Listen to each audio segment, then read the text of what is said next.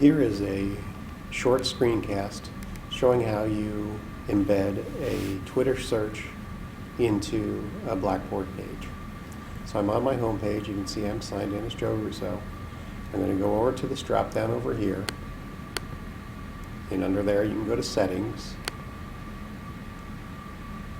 and that's where I can get to my account information, change passwords, change my email notifications. There's some apps and widgets, which is a new addition to this page. It used to be under something else and it was very difficult to find, so it's nice that it's here. And I'm going to click widgets, and widgets are ways that you can put one website into another. Whenever you see a YouTube video in a web page, it is really embedded, and it's really a widget that is a video within another page. So we're going to create one of those. You can see I have some that are already created, and I'm going to click on Create New, and it's going to give me the ability to embed my tweets, my favorites, a list, or a search. So I'm going to click Search. Whatever I click, it's going to give me a preview to the right of what I'm doing. So I'm going to change what was in there, and I'm going to put MSU Read 525. I can change the coloring, but I like it light.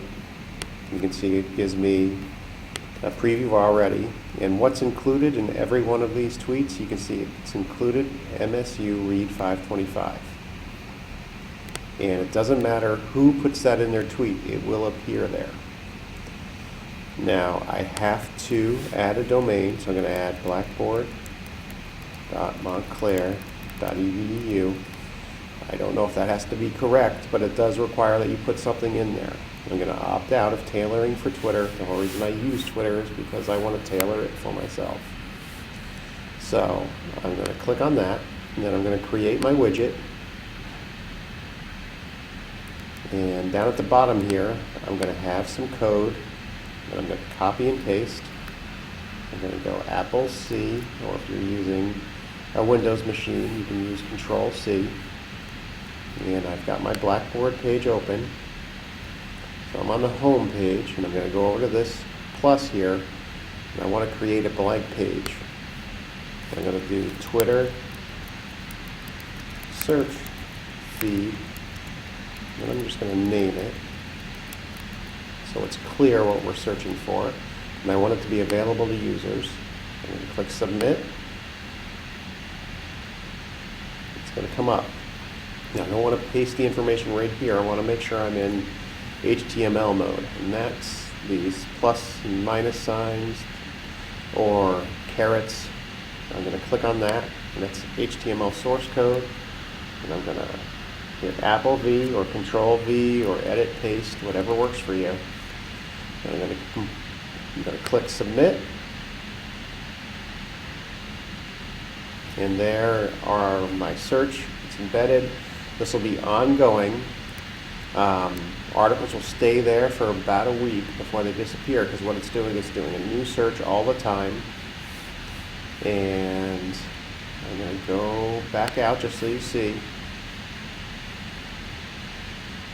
And click on my course, and you can see that this has been added to my home page. You can see edit mode is off, so I know this is what students would see. So I want to check that before I make sure it's here. And I click on it, and you can see the tweets, and they all have that tag on them. If I click on that tag, it's going to take me to Twitter, and it's going to do a search of it. Students do not have to have a Twitter account to click on it or to go in and see tweets that may have links or ideas that you or other students may have posted.